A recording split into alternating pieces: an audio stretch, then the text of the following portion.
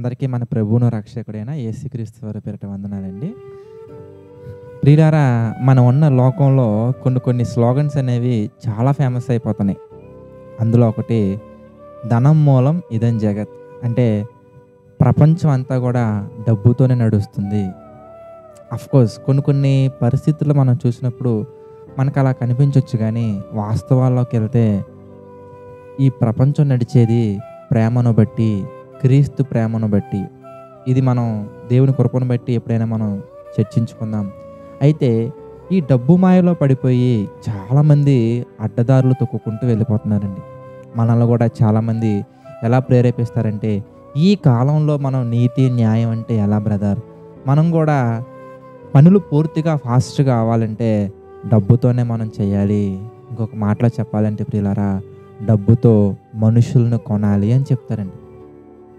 అందుకే దేవుని వాక్యం ఒక మంచి మాట మనతో మాట్లాడుతుంది. ఉదయకాల సమయమున సామెతల గ్రంథం 11వ అధ్యాయం 18వ వచనం మనం చూడగలిగినట్లయితే, భక్తిహీనుని సంపాదన వానిని మోసము చేయును, నీతిని విత్తువాడు శాశ్వత బహుమానం పొందును.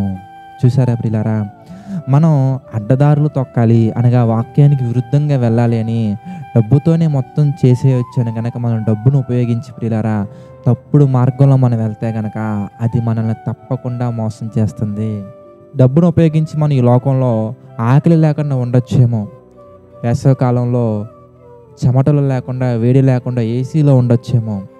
ప్రియులారా, చుట్టూ తినడానికి అనేకమైన ఫుడ్ మెటీరియల్స్ మనం సంపాదించుకోవచ్చేమో, కానీ ఒక విషయం మనం గుర్తుంచుకోవాలి, ఎంత సంపాదించుకున్నా కానీ మనం మరణించిన తర్వాత ఆకలి దప్పులు లేని లోకం, కన్నీళ్ళు లేని లోకం, వేదనలు ఆవేదనలు లేని లోకం మనం సంపాదించుకోవాలంటే నీతిగానే మనం బ్రతకాలి, యథార్థంగానే మనం బ్రతకాలి, పరిశుద్ధంగానే మనం బ్రతకాలి. అందుకే నీతిని బట్టి జరిగించువాడు శాశ్వత బహుమానం పొందును అనగా ప్రియులారా, భక్తిహీనులు చేసినటువంటి సంపాదన వాళ్ళని ఈ భూమి మీద కూడా అనేకమైనటువంటి ఐటీ దాడుల ద్వారా, అనేకమైనటువంటి గవర్నమెంట్ స్కీమ్స్ ద్వారా, అనేకమైనటువంటి పద్ధతుల ద్వారా వాళ్ళని పట్టుకునే ప్రయత్నాలు చాలా జరుగుతున్నాయండి.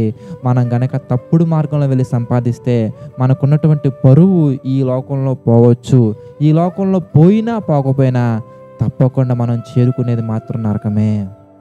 అదే నీతిని బట్టి మనం వెళ్ళగలిగితే ఈ లోకంలో కష్టాలు పడవచ్చు, ఈ లోకంలో ఆకలి ఉండొచ్చు, ఈ లోకంలో దప్పికలు ఉండొచ్చు, ఈ లోకంలో మనకి కన్నీళ్ళు వేదనలు ఆవేదనలు ఉండొచ్చు, కానీ ప్రియులారా తప్పకుండా మనం మిస్ అవ్వకుండా శాశ్వతమైన బహుమానం అనగా పరలోకాన్ని మనం పొందుకుంటాము.